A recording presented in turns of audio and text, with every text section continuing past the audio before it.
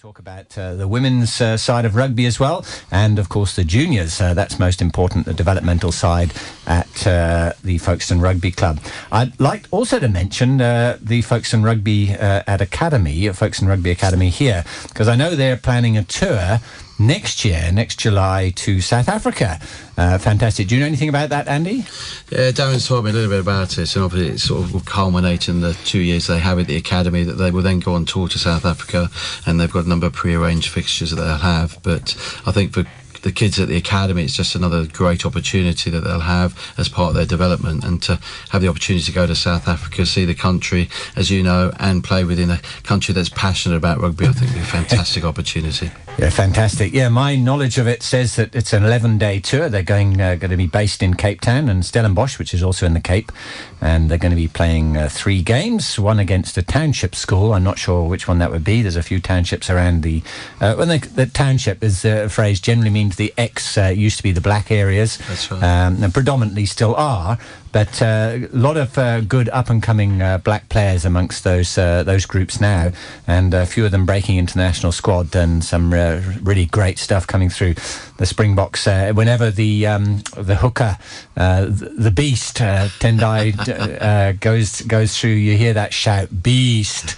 I don't know if you've ever watched the Springboks play, but he's a really popular character. He's actually from Zimbabwe originally, but great character in South African rugby. So they're going down there next July. Darren Malloy's in charge of that, I think, and I think they're still putting together whoever is going. There's still plenty of time for that. So something to be supported. They're going to need some money to be raised as well, so there'll be ways of going about that. And I don't know, are they interacting with yourselves in terms of that? Yeah, we look at them. They hold functions at our club to raise money, and we're looking to support them.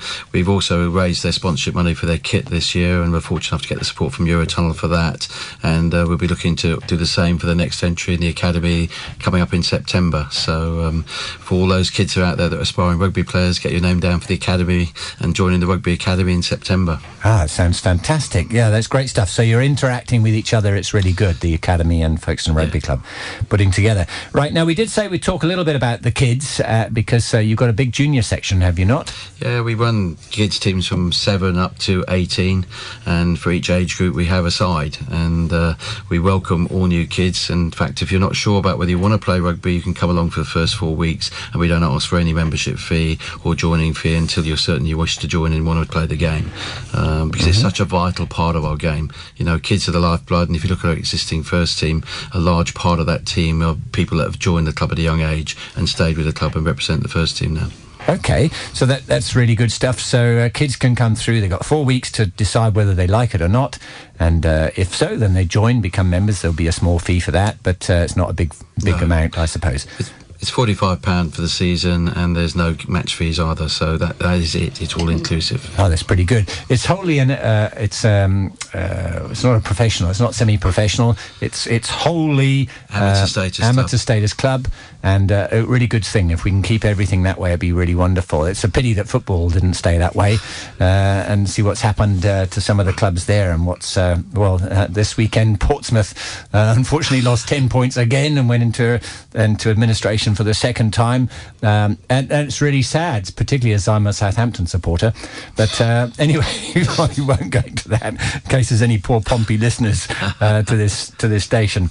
Right, so we're going to get back to music, and then we're going to talk more about. Also, we're going to talk about the ladies on your side. I think you've had a World Cup captain coming from the Stones, Catherine Spence, who's a member of your club, and we'll talk a bit about her perhaps in a minute. Now, we've been having a good chat about various things about the club. The most amazing thing to me is you can go along and watch a quality team like Folkestone Rugby Club, watch the first team amongst any other teams, but you can watch them and you can go along for nothing.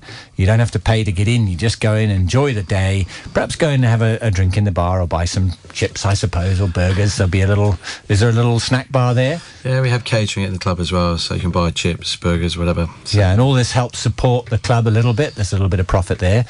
Yeah, but, the bar is our biggest revenue earner. So, yeah, that's what we drive it on. Yeah, well, there we are. Go along there. What a great afternoon you can have for a very little cost at all, and watch some really good rugby. Now, we talked about good rugby. I was thinking of the analogy that's been put in the past to me that football, or soccer as we used to call it down in South Africa, is a gentleman's game played generally by hooligans, and rugby is a hooligans game generally played by gentlemen. Would you guys go with that thought? I think it's a fair comment. The thing about rugby is that when you're on the pitch, you are battering your opponent to bits. You really want to hurt him and get him off the pitch, or at least prevent him from wanting to ever come quite near you again. So it's a tough physical game on the pitch. But once these lads come off the pitch, they find new friends. Their game is forgotten about, and it's you make new friends. It's terrific for them, And I think especially for our juniors, the minis and juniors, it helps build them into nice young men, good young men, because we've seen quite a few players who have come from difficult backgrounds, and rugby has certainly helped educate them to becoming good adults. Mm-hmm. Okay, now we're talking mainly about men here, but of course the Phillies, you mentioned the Phillies earlier on, that's quite a big part of Folkestone Rugby Club, or it's an area you're wanting to develop? It's one that's growing nice and quickly, and I think we should thank one of the coaches, Keith Howland, because he's the one that started off, as you say, the Phillies teams, which are junior girls teams. There's an under 18 level and an under 15 level. Keith, who's known as Trolley at the club, his daughter is Lucy Howland, and she went on to play for England under 20s a few years ago. A good player, very good player. And now I say we've got the ladies teams and the two junior ladies girls teams, and we're trying to build that and get more and more girls, ladies to come into the club. They enjoy a good social life as well with the men members of the club. Oh, okay, that's nice. So it's a nicely balanced club. You've got male and female players. Now, one lady's name that stands out, of course, is Catherine Spencer. Mm-hmm. Andy, she was captain of England recently, as last year, I think. Yeah, she captained in the World Cup final last year, which unfortunately, obviously, they lost. But Catherine really has been the epitome, I think, of what's great about the game of rugby, and the fact that Catherine's always remained massively loyal to Folkestone, and she's really always come back to her home of rugby, which she sees as Folkestone. She started, I think, when she was 7 with Folkestone, and has had a fantastic career, and she's really been a great example for what can be achieved in the game of rugby by ladies. And England's rugby team, the ladies rugby team, is doing fantastic well in Six Nations now as well, and it's come a long way in the last 2 or 3 years. And there's an example when you say they get on the pitch and they batter the hell out of each other. But Catherine, the last pictures I've seen of her, she's still a good-looking girl. So she's kept her looks as well. Most of them seem to. So. She's a very popular girl, Catherine, I think, and she does come back to the club quite often. She's a life vice president of the club, and she's greatly loved because she says a lot about our club as well, about Folkestone. I remember one night when I was coaching, I think it was the under-16s, and Catherine had just broken into the England first team, and she was given her own separate training programme, which meant she would come down to Folkestone and do her own thing, And I say she was running around the pitch, and I'll give my boys their due. When she came round to our area, she was clapped all the way around. So I think all the lads, all the members at Folkestone Rugby Club really appreciate Catherine Spencer. Yeah, well, she's been a great name for the club, the sort of thing that can actually develop your club, really. Captain of England ladies. Pity they lost in that final. What was the final result, do you know? No, it's very close. I think about 7 or 8 points in it. But it was against New Zealand. It was against New Zealand at Harlequins. Difficult to beat the All Blacks. Are they called the All Blacks still the ladies rugby team? Black Ferns. Yeah, Black Ferns. Okay, so that was a difficult one. But anyway, Catherine Spencer is a name to remember for Folkestone Rugby Club. She still comes along now and again to support your club? Yeah, she came along recently, and she was also honoured by Kent, in fact, and has been made an honorary vice president of Kent as well. There we are. Okay, we've heard a bit about the juniors, we've heard a bit about the ladies. Anyway, let's just talk about one other thing I wanted to talk about, and is that your links with the communities. You're an amateur club, and it's very important that you interact with other organisations, other groups. Andy? Yeah, it is very important, and one of the real upsides with the academy as well, it's really developing our already existing links with primary schools.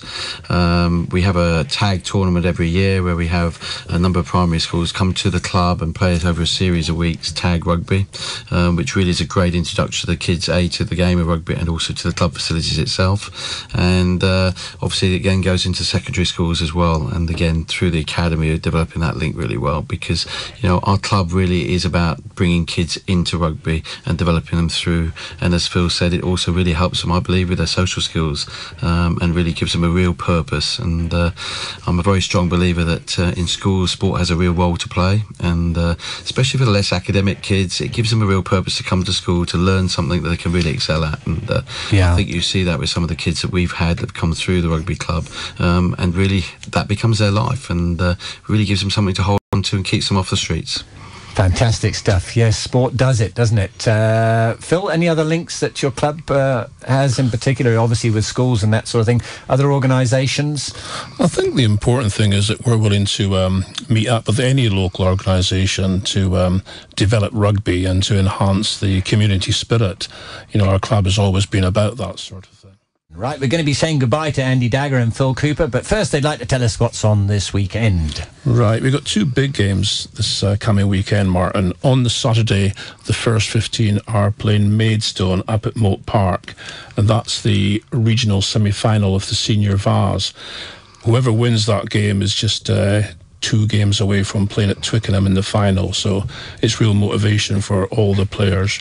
Then on Sunday the 7th, next Sunday the following day, the under-17s are playing Deal Betsanger in the Kent Division 1 Cup, and we're hoping we'll win that game.